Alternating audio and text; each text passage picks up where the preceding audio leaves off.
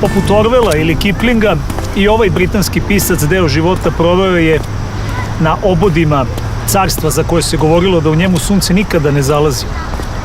Rođen je 1948. godine. Budući sin britanskog oficira, deo mladosti proveo je u Libiji i u Indiji. Sa nepunih 30 godina prvi put je nagrađen.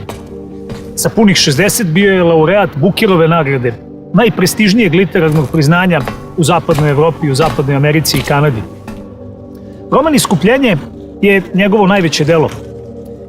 Ova priča pokazuje kako se u mnogostranoj skali međuljudskih odnosa mogu pred nama da odvijaju događaji, dijalozi, postupci i da ih mi tumačimo potpuno drugačije nego što oni zapravo jesu, da ih tumačimo u nekom ključu koji je naša vizija. Ovo je priča o životu dvoje mladih ljudi koji pripadaju različitim klasama. U ovom romanu dvoje mladih ljudi koji pripadaju različitim društvenim klasama, a poznaju se od detinjstva, u jednom trenutku stupaju u emotivnu ljubavnu vezu. Kada se između njih odigra ljubavna afera, tom događaju, a da je to njima gotovo sasvim nepoznato, prisustvuje još neko. I tumačenje tog nekog u ključu dodatnih događaja odredit će njihove sudbine.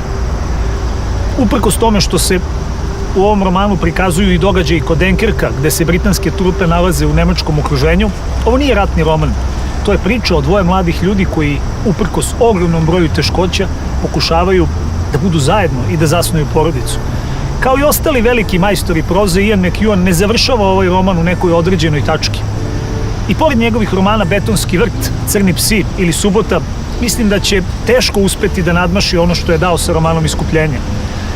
A kada su ga pitali koja je njegova veza sa našom literaturom, odgovorio je da je to samo Danilo Kiš sa kojim se družio kada je bio mlad.